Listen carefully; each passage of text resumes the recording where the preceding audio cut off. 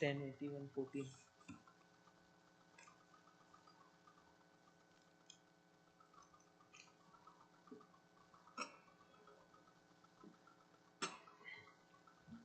जय राधा माधव कुंज बिहारी,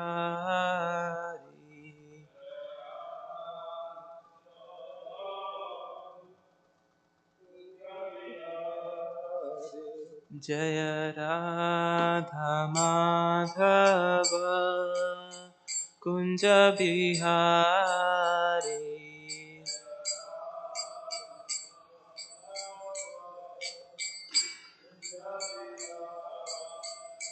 जय गोपी जन वल्लभा गिरिवरधारी,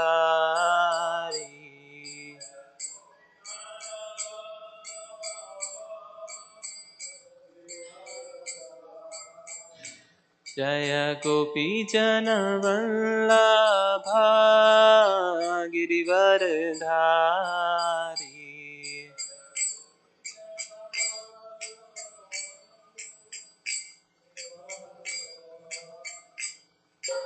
यशोदानन्दन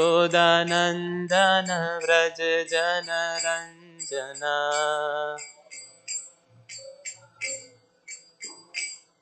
यशोदानन्दन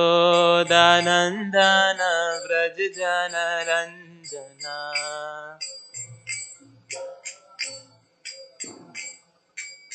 यमुनातीरावनचारी,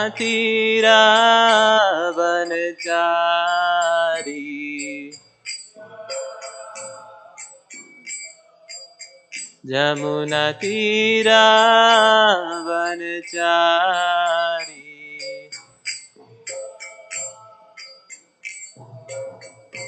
जय राधा माधव कुंज बिहारी,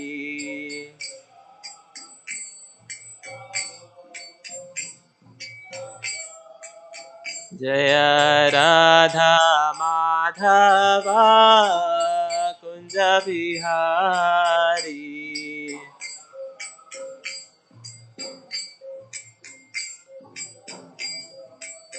हरे कृष्णा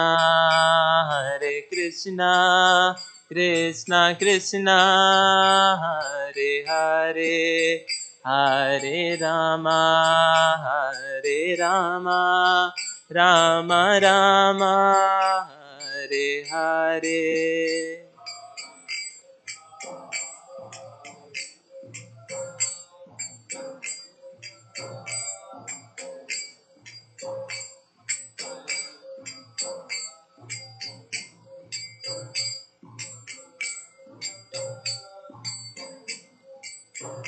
हरे कृष्णा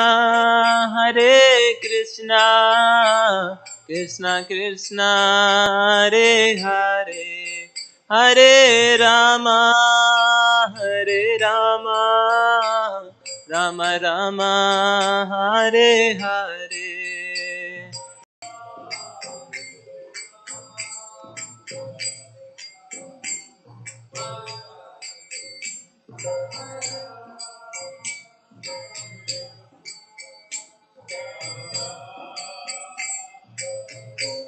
हरे कृष्णा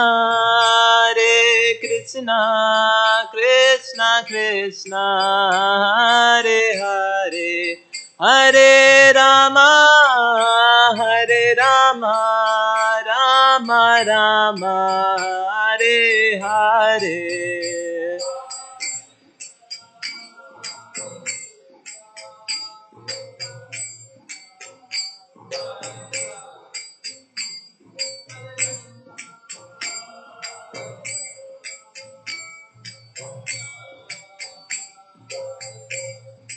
जय प्रभुपदा जय प्रभुपदा जय प्रभुपदा जय Prabhupada,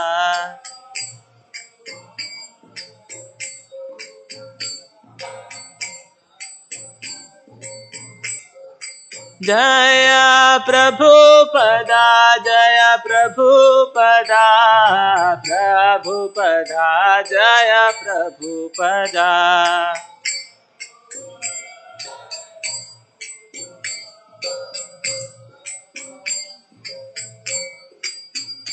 Nitai Gaura Hari Bol, Hari Bol, Hari Bol, Nitai Gaura Hari Bol.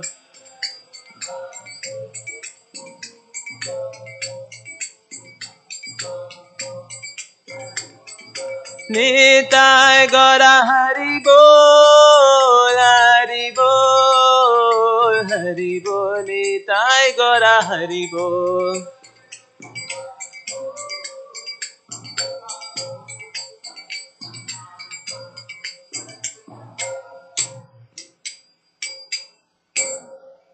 जय ओम विष्णुपाद परमहंस परिवजकाचार्य अस्तोतर सत Shri Shrimad his divine grace Abhay Charanaravinda Bhaktivedanta स्वामी श्रील प्रभुपाद की जय।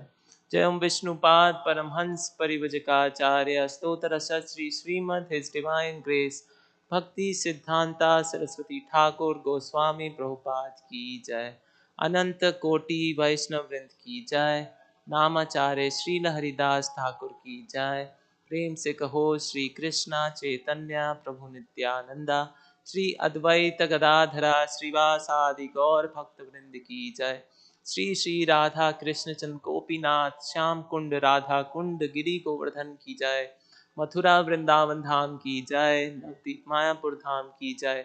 जगन्नाथपुरी क्षेत्र की जय। गोकुल द्वारका धाम की जय। गंगा माई यमुना माई की जय। वृंद देवी तुलसी महारानी की जय। श्री श्री किशोर किशोरी की जय। श्री श्री जगन्नाथ बलदेव सुभद्रा महारानी की जय। गौर निताई की जय। समवेत भक्त वृंद की जय। All glories to the assembled devotees, Hare Krishna. All glories to the assembled devotees, Hare Krishna. All glories to Shri Shri Guru and Gauranga. All glories to Srila Prabhupada ki jai. Om Namo Bhagavate Vasudevaya.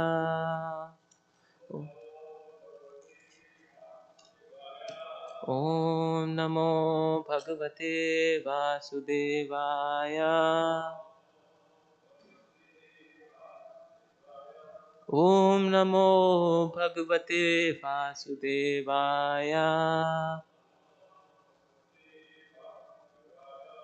Narayanam Namaskritya Naram Cheva Narottamam Devim Saraswatim Vyasam Tato Jayamudiraye Nashtiprayeshu Bhadreshu Nityam Bhagavata Sevaya Bhagavati Uttama Shloke Bhaktir Bhavati Naistiki Om Ajnanaatimirandhasya Jnananjana Shalakaya Chakshur Ulmilitam Yena Tasmai Shri Guruve Namah Shri Chaitanya मनोभीष्टं स्थापितं येन भूतले स्वयं रूप पदामह्यं ददाति स्वपदान्तिकं वन्देऽहं श्रीगुरो श्रीयुतपदकमलं श्रीगुरुं वैष्णवांश्च श्रीरूपं साग्रजातं सहगना रघुनाथान्वितं तं सजीवं साद्वैतं सावधूतं परिजनसहितं कृष्णचैतन्यदेवं श्रीराधाकृष्णपादान् सहगना ललिता श्रीविशाखान्वितांश्च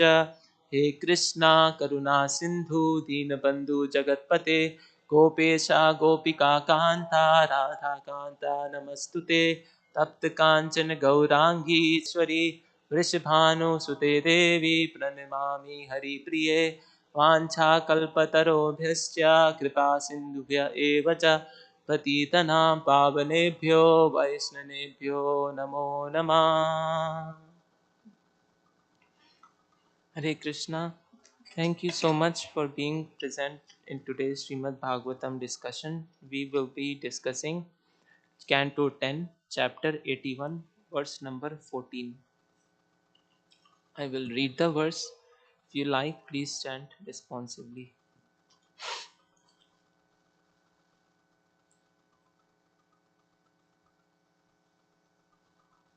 स चालब्ध्वा धनं कृष्णान् स चालब्ध्वा धनं कृष्णान् न तु याचितवान् स्वयं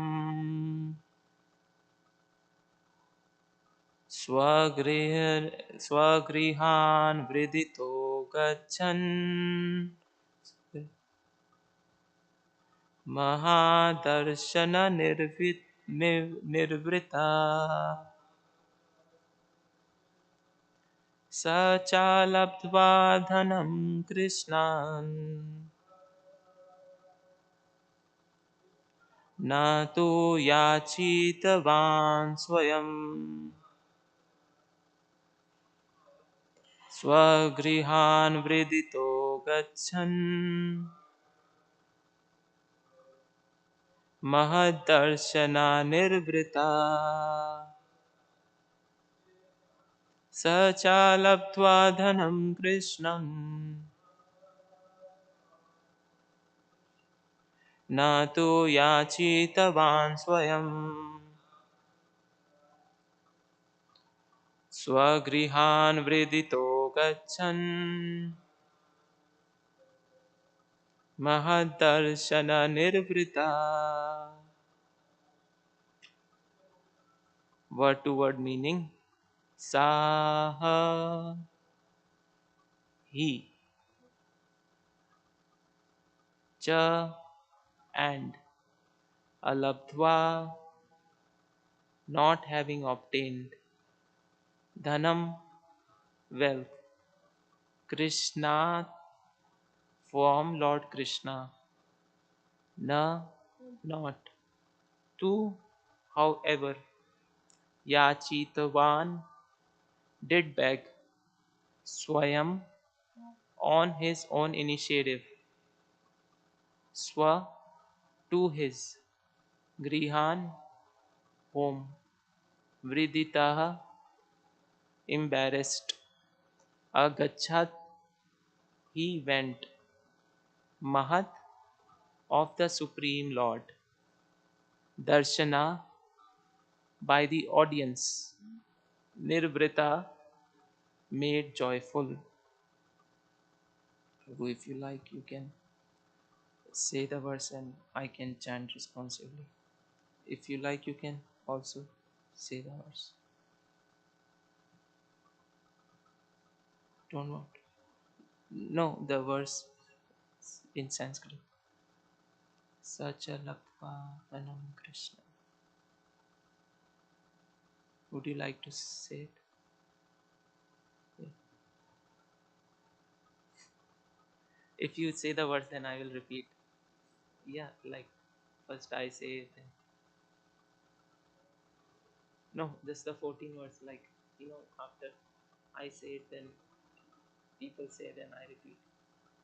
Like when I was saying Sacha Lakpa Anam Krishna, then you were saying it. Yeah, and then yeah, then I will chant. स च लब्ध्वा धनं कृष्णान् न तु याचितवान् स्वयं स्वगृहान् वृदितो गच्छन् महद्दर्शन निर्वृता. Thank you. Translation. Although he had apparently received no wealth from Lord Krishna, Sudama was too shy to beg for it on his own. He simply returned home, feeling perfectly satisfied to have had the Supreme Lord's audience. So, to give some context, if anybody doesn't know, the background of this verse is Sudama, on the plea of his wife, went to visit Lord Krishna to ask for some wealth because they were very poverty stricken. At Sudama went to Krishna, and Krishna treated him very nicely as a very dear friend. Washed his feet and asked him to sit on the bed where he sits with Lord Krishna sits with his wife Rukmini, and he washed his feet and joked about old times and was reminiscing the Gurukul days when they were both together, and they were meeting after a long time. So Sudama is a pure devotee Krishna. He was so humble, and he was feeling so much gratitude that Krishna has been treating me so nicely. I shouldn't ask for anything. And his wife urged, because we need help, where else we would go? We would go to Krishna. So, but even after going to Krishna, Sudama couldn't ask for more like wealth and material facilities, so that they can live their life with little bit more comfort. He didn't ask for it. And with just being too shy to beg for his own, he returned home perfectly satisfied that at least Krishna associated with me. He washed my feet. The Supreme Lord washed my feet. That's the Supreme Lord sits on the bed, sleeps on the bed with his wife, and the same bed the Supreme Lord asked me to sit with him. He joked with me, laughed with me, we reminisced about old times. We had such a wonderful time. Why should I ask anything from Krishna? I should be very grateful. So he didn't ask anything. And surprisingly, when he returns home, it is just a big palatial building, and his wife, he couldn't even recognize his wife. His wife looked like a demigoddess, and his kingdom was like the kingdom of Lord Indra. And he was so surprised. He was coming, and his wife was beautifully dressed, and now he's like a king in his own kingdom. And he was very much surprised that Lord Krishna already arranged everything for him without he even asked for it. But this is the sign of pure devotee. I was hearing His Holiness Radhanath Maharaj talk about it, and he said that Sudama was Krishna conscious completely, and his wife were following doing devotional service completely without any tinge of material uh, as expectation. But even after they received everything, they still lived the same life. They still lived the same life. And Sudama was even missing, his old torn clothes. Even now, if he has so much money. So uh, I was hearing the class from His Holiness Jayadvaita Maharaj, and he was also discussing the plight of Sudama and also the consciousness of Sudama, and how money plays the role into our devotional service. So that's what would be few points that I will be touching. I will refer to few stories of Sanatan Goswami, and yes. So Maharaj was mentioning that performing devotional service is the highest. Money, no money, poverty, no poverty. You should always perform devotional service. That Rup Goswami says that anything material cannot have impediment on our Krishna consciousness. And Sudama was thinking that Krishna is treating me like God.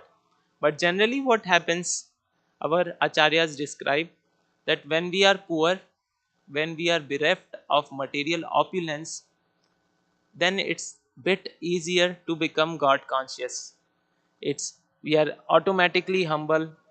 We do not overstep our limits. We are gentle, and we are grateful for what we get. But when we get a lot of wealth, acharyas describe this wealth is like intoxication, that we get intoxicated. So what happens? We lose touch with reality, the greater reality. What is the greater reality? The presence of Krishna in our life, how Krishna is taking care of each and every aspect in our life. When we become intoxicated by opulence, automatically Krishna conscious, the consciousness of Krishna goes out of the window. And in New York, in Chicago also, there are these lotteries that happen, and people earn, like people get a whole lot of money, just very quickly, billions of dollars. So in New York, there's lottery happens, and I think here they do not disclose who wins the lottery. But in New York, they have a big billboard banner of a person who got the lottery, and his picture is taken when the news is announced. And you can, Maharaj was describing, you can see that when you are totally intoxicated by wealth, how the facial features changes. And now to have God consciousness at that moment is difficult. So, and there is worse also, like, if our material situation changes very quickly, what happens? The person forgets everything. Not only Krishna, he forgets lot of things, forgets his old friends, he forgets his family members who were dear to him, because now he suspects they will ask money from him. He forgets his religious practices, because lot of time religious practice is just it's a way for economic advancement. So he forgets his religious activities, and everything that he was before goes out. He becomes a different person. But so, but this is what happens, like a nature of poor person who automatically gets a lot of money. And there was this survey also, and there's lot of statistics and research on it, that whenever a person gets a lottery, he gets a whole lot of money, for some reason or another, for bad investments, or somebody takes it away, or something happens, but he loses that money very quickly, instead of the person who gradually earns his money. And why is that? Because if we don't deserve it, if we would not know how to act with that much amount of opulence, and sooner or later, according to our consciousness, we will lose the money. So that's what Krishna also thinks with devotees sometimes, that in Bhagavatam, uh, Prabhupada also quotes this, that Krishna says, if somebody is very very dear to me, then I do a special favor to him. What is the special favor? I take everything away from him, so that he has no one but to rely on me. That every time, Krishna, I try to rely on family member, boss, anybody for happiness. There is nobody else who loves me at that time, wants to help me. So uh, so that's what Krishna thinks, that if this person is so intoxicated with wealth, he will forget me. So sometimes special favor to a devotee, Krishna takes things away. And there was one good quote I found, Benjamin Franklin, about money, that he says, who is rich? He says, who is rich person? He that rejoices in his own portion. Whatever portion God has allotted him, he enjoys, and he judiciously uses, and that amount of resources, that person is rich. And what is the real wealth? That definition has been given to us by Narottam Das Thakur in his songs, Kolo Kera Premadhan Harinam Sankirtan. The real wealth is the wealth of spiritual world, and the spiritual world's wealth, love of Krishna, descends into this material world as Harinam Sankirtan. It is directly imported from spiritual world. That is Premadhan, that is the wealth of love. That is what sustains us. And in material world, the more we accumulate, sooner or later, time is the factor, and it all ends up being junk. So intelligent person does not take interest in these things. And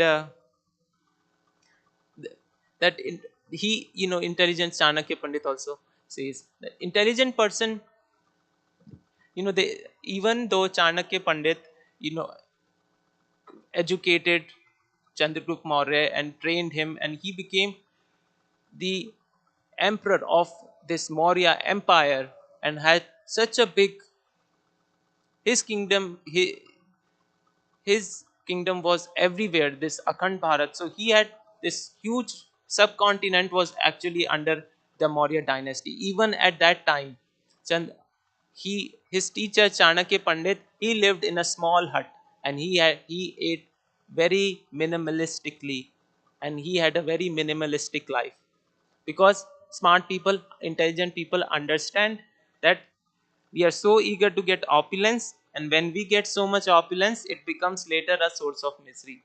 So why endeavor for these, for this wealth? And Jayadvaita Maharaj quoted this Greek historian, and I found it was it's quite a profound quote. Do you think, it's from this Greek historian, the quote is, "Do you think I live with more pleasure when I possess more? To tell you the truth, I now drink less, sleep less, and eat less. Having this abundance has given me the trouble to guard this money, trouble to distribute this money, and trouble of taking care of more." So this is the definition of Maya, and this is what the scriptures are saying. But I think, I can speculate. I can get this much amount, and then I can use in this service. Or is it good or is it bad? It's we cannot say, is it good. Some lot of time it's, but we should always refer to scriptures. And how we not know how the things actually are?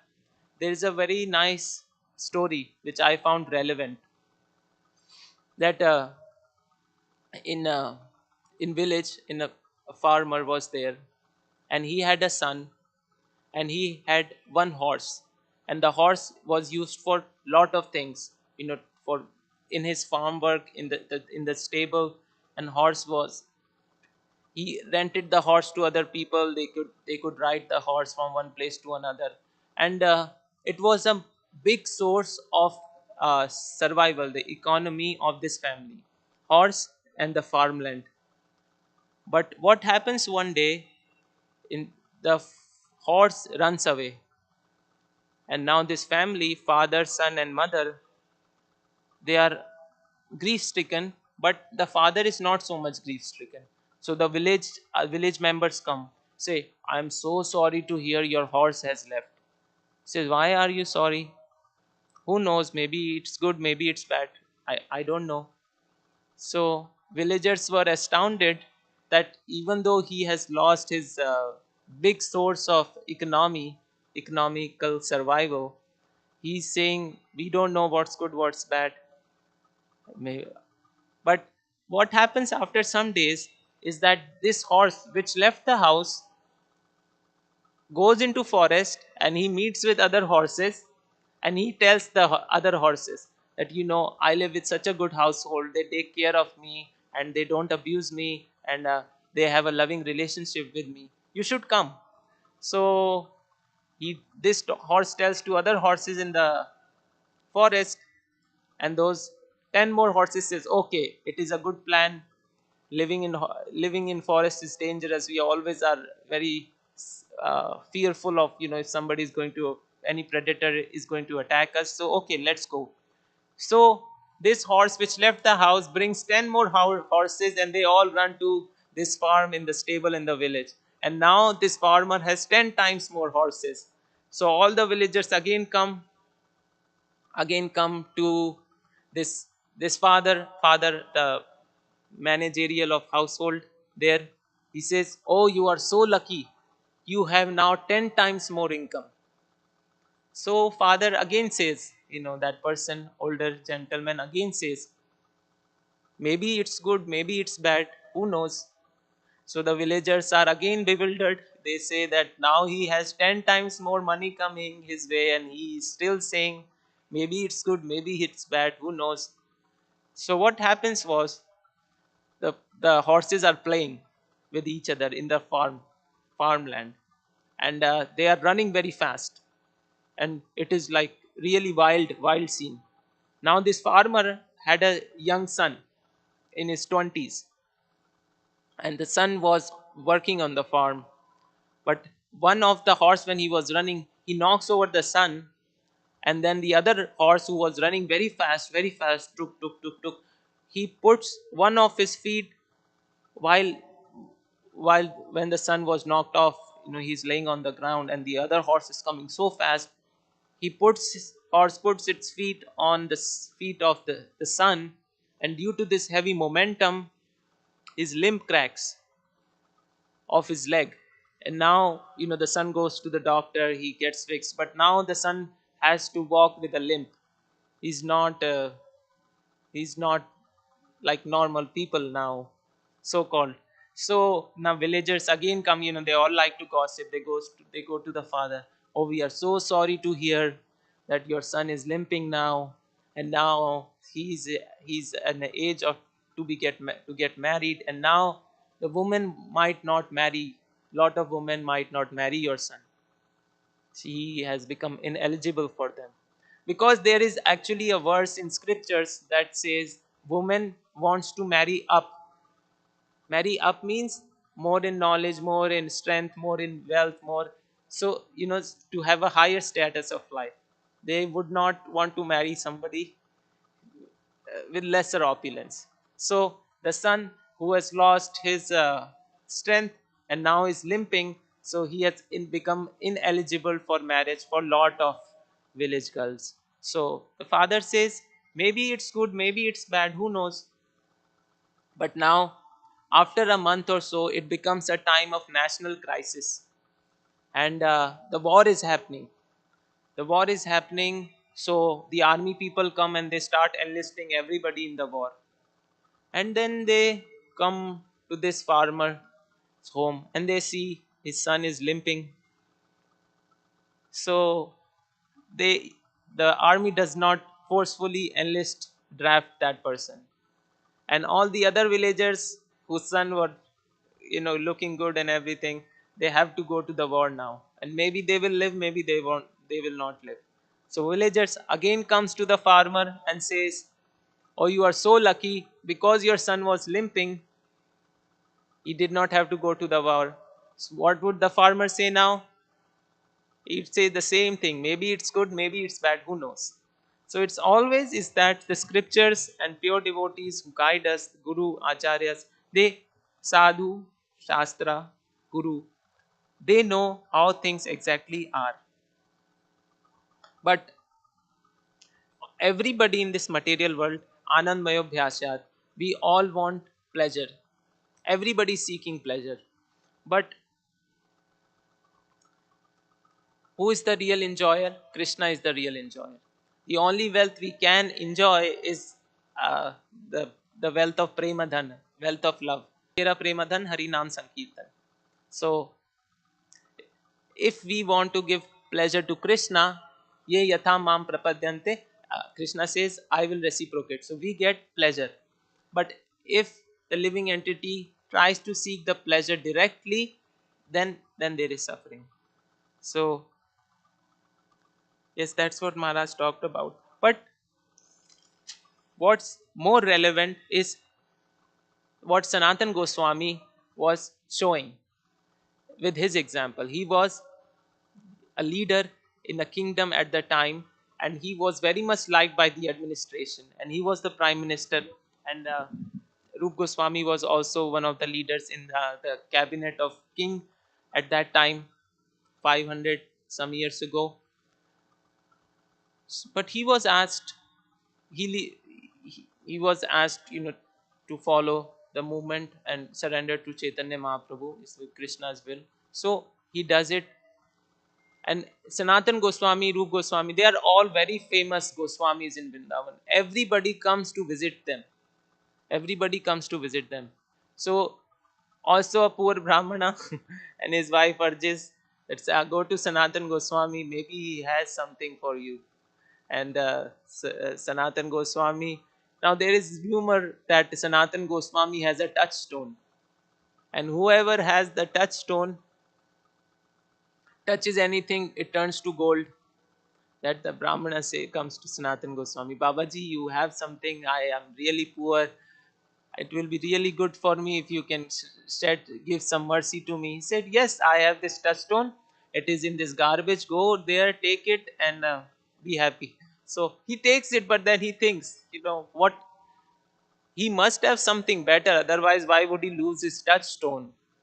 So he goes, Babaji, what do you have that is more valuable than this? that you are even willing to let go of touchstone. So you want to know what real wealth is? Yes. So he tells them about Hare Krishna mantra. He initiates him to Hare Krishna mantra, and then he says, "This is the real wealth." But he only gives him this real wealth when he says, "If you really want to know what is the real wealth, first go to the garbage can and throw away this touchstone." And it can really be a source of misery, because when Sanatan Goswami was escaping the king, the king he was working for, and his minions, he was he was going through jungle, and he had an associate who was taking care of him. And Sanatan Goswami, before also traveling, he asked his companion that, "Do you have some money?" Or said, "No, no, I only have little money for our survival, so that we can escape this king and his soldiers, and we can get to safety and meet Chaitanya Mahaprabhu, and do follow his mission." He said, "Okay, okay." But he goes to this hotel, uh, and the hotel owner, he knows that this two gentlemen, Sanatan Goswami and his companion, has some money, because he had an astrologer who could predict if somebody has money. And when the astrologer would predict if the traveler is carrying money, then the hotel owner, he can kill his guest and get their money. But Sanatan Goswami, he's very intelligent. He sees, this hotel owner is acting little weird. He asks his companion, "Do you have some money?" He says, "Yes, I actually do have some money for myself." Said, "Immediately give to the hotel owner, otherwise he's killing us. This money is going to kill us." So he gives him the money. He says, "Now you don't follow me, I'll go myself, and you go somewhere else." Because it is just because of this, is it is bringing is it will bring us to the end. We will die if you keep carrying this money. Also, Chaitanya Mahaprabhu does not prefer this. He would not meet with King Pratap Rudra, because he said, "I'm a sannyasi, and sannyasi is not supposed to associate with these people, people with a lot of opulence."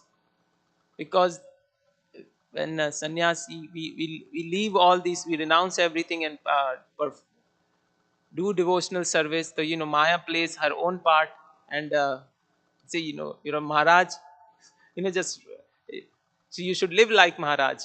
And all the opulence is there, a lot of money is there, a lot of cars is there, and the palatable food is there. So the allurement is more. And if you are living like a king, soon there will be a queen. So Chaitanya Mahaprabhu was very careful. Chaitanya Mahaprabhu was very careful. And Sanatan Goswami, he really appreciated Goswami's renunciation. Sanatan Goswami came to visit Chaitanya Mahaprabhu, and Chaitanya Mahaprabhu was very pleased to see him. But one thing that bothered him, Mahaprabhu, a little bit, was the shawl Sanatan Goswami was wearing. And it was a Kashmiri, some expensive shawl. So Sanatan Goswami, again being very super intelligent person, pure devotee, he understood Chaitanya Mahaprabhu is not appreciating me having this shawl. So he goes to this bank ghat, this river ghat, and he sees there is a beggar, the person sitting there. He has a shawl way worse looking, torn up, and all these holes in it. And Sanatan Goswami goes to this person, say, "Hi, Hare Krishna. And this, you have this shawl? Yeah. Would you like to exchange this shawl with me?" And the beggar is thinking, why would this person want to have my shawl? His shawl looks so good. Why want my cloak? But yes, why not? So he exchanges the shawl, and Sanatan Goswami accepts that shawl and goes to visit Chaitanya Mahaprabhu. And Chaitanya Mahaprabhu is so ecstatic and so happy seeing Sanatan Goswami with this in this humble attire, and he hugs and he hugs Sanatan Goswami. And there's several instances Chaitanya Mahaprabhu is becomes very pleased and hugs his devotee. Sanatan Goswami came to visit him, and he falls to Chaitanya Mahaprabhu's feet and grabs his feet, and Sanatan Chaitanya Mahaprabhu wants to embrace him, but due to this disease, living so humbly, not having any opulences, and not even taking care of bare bodily needs. The six Goswami lived under a different tree every day. They wrote scriptures, and they had a little milk once in a while, and slept barely. So this bodily needs not taken care of. Sanatan Goswami has this water boils on his body, and Chaitanya Mahaprabhu, as always, wants to hug Sanatan Goswami because he very much appreciated his renunciation. It was so much attractive to Chaitanya Mahaprabhu. But Sanatan Goswami said, "No, no, Mahaprabhu, I have these water boils on my body, and if you hug me, this pus will come out and it will touch your skin, and you will become polluted from." No, he said, "I will never become Chaitanya Mahaprabhu."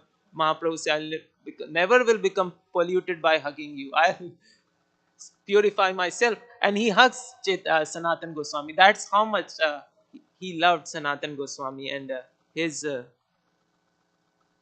renunciation. So, and opulence come when we serve Krishna. As we said, Anandmayo Vyasat, we are meant for pleasure, but we only get happiness, true pleasure, when we give pleasure to Krishna. Ye yatha ma prapadyante, Krishna reciprocates and we get some pleasure in return. But Krishna is the enjoyer, and that seat has already been taken. I cannot take the enjoyer seat. I am on the seat of enjoyed, and when enjoyed gives pleasure to enjoyer, he gets pleasure in return. That's how this mechanism works. So you can see in the material world also, we are meant for service. Person performing more service are given more facilities, like government servants. I can mention example of India. If a government servant, judge, a big auditor, a big finance minister, anybody having a big government position, they are allotted a big house. They are giving servants, cars, lot of facilities. Their utility, water, electricity, gas, all bills are paid off because they are rendering service which requires more. They need alone time in a house so that they can work. They need from go to one place to another so that they don't waste time. They need a car, and they their bills are taken care of because they are rendering service to the government. They have open access to government account, in a sense that they can write expense report, and without lot of people checking, it gets approved. But all of this is meant for service so that the person can render service to the government.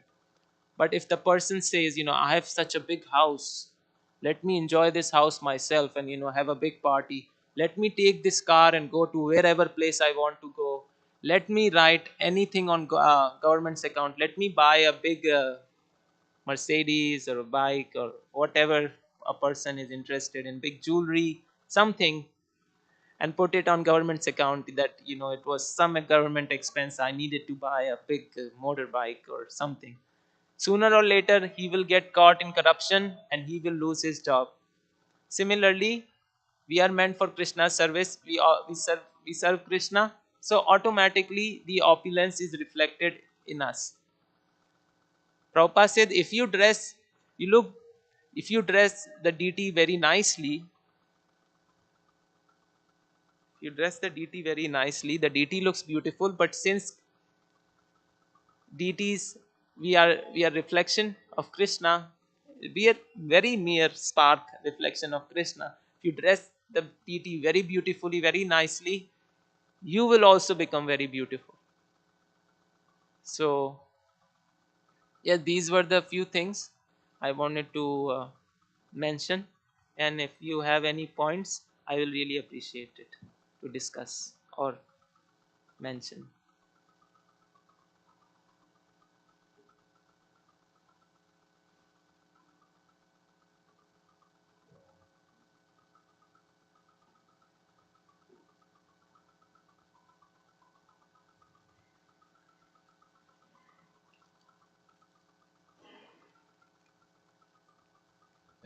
class, Prabhuji.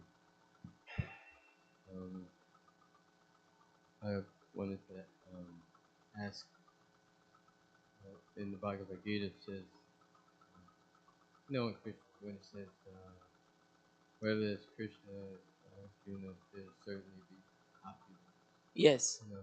And then you have the stories about he was um, supposedly becoming a little proud of his opulence of renunciation, a little proud of that opulence of renunciation. And I was wondering, on the flip side of the coin, why do you think um, people, okay, true renunciation is, I think, supposed to be when you don't consider things to be your own. Like when we see everything as Krishna, then there's no need for renunciation because we're Krishna conscious, so we see things, everything belongs to the Lord.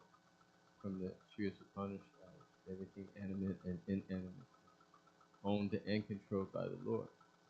So my thought is, um, well, I guess I can ask the question: is that equal, where a person has one person has renounced things, one person has so much wealth, but they're not thinking it's theirs. Is that equal? Are they both? A person who has, so just to Well, summarize your question, a person who has renounced everything and other person who has a whole lot of money, are they let's both on equal platform? say there's a person, say in the brahmacharya or the vanapras, let's say vanapras stage of life, and they've given all of their material assets away. Then there's the person in the grihastha ashram who has so much material opulence, but they're not considering it to be theirs. They're in their minds, they've already Oh, become conscious that this does not belong to me. This belongs to Krishna. yeah. On absolute, like grihastha who has opulence but they are using Krishna service and they don't have an ownership consciousness, and the vanaprastha who is giving everything away and transitioning, so sannyas, so are they both on same platform? Same platform. Same platform. That's the question. Well, it seems in my estimation that the point of everything is to become Krishna conscious, to understand that everything is owned by the Lord. And Krishna only takes things away if we become irresponsible or if we become thinking that it's ours and it's becoming an impediment. But as we become Krishna conscious, he gives it all back sometimes too. Yes, Because the but one thing I know, and I heard Jayadvaita Maharaj also talk about this. That's why I can say on his authority that he says Grihastha do have a little license to enjoy compared to Vanaprastha. They have little, they can have more opulence, and because they have that license. But when transitioning to Vanaprastha, because going to Vanaprastha is actually a transition to sannyas. So at that time, Maharaj said number one thing is no more sex life. That if you have a sex life, that's not vanaprastha. And grihastha, you can accumulate, but use in Krishna's service. That license is provided, and little sense enjoyment is okay. That's what Maharaj says. And Sunil Madhav Prabhu has a point as well.